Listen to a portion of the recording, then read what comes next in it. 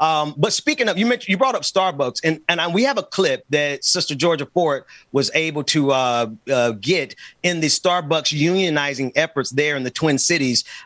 She had a chance to speak with Congresswoman Ilhan Omar, who was there supporting the Starbucks workers. Now, in the midst of all this corporate greed, in the midst of all these record profits, you still have corporations like Starbucks and Amazon who are spending those profits trying to make sure that their employees don't unionize. And this is Congresswoman Ilhan Omar at a Starbucks supporting the unionizing efforts there. Let's take a listen.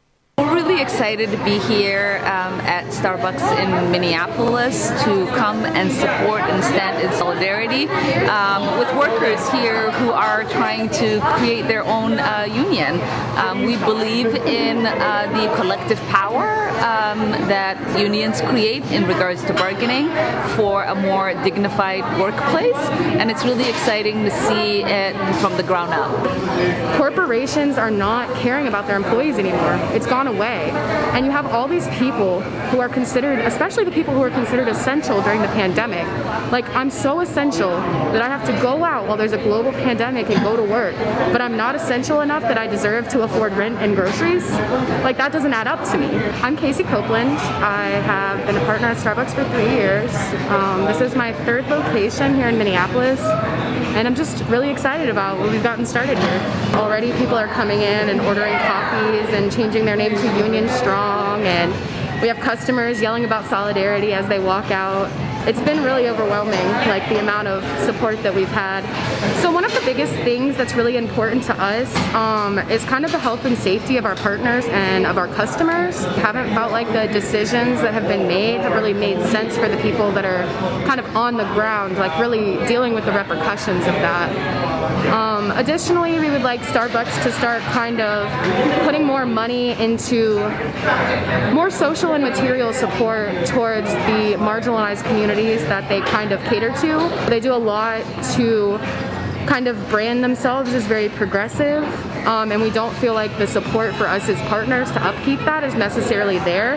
You know, they've really took a stand. They don't want the union to come, and we're ready for what is to come from the company, and you know, ensuring that we have community support as well. We're really excited to have Congresswoman Omar coming down today to show support with the workers. You could hear them talk about the energy they're experiencing, the kind of solidarity that people are showing them in the community. There is siblinghood, and it's just really lovely and wonderful to witness.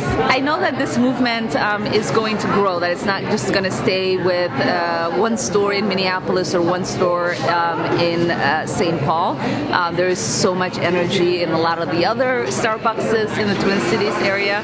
My daughter used to work at a Starbucks, and she's already hearing from friends that this is exciting. So I can't wait for this movement to grow. I can't wait to continue to stand with them, and I can't wait for our union-friendly community to welcome them and uplift them. Because we have such a safe environment here, we felt like it was important for us to kind of take that step so that hopefully other stores around us can see, like, this is doable, and you don't have to do it first. Like, we did it.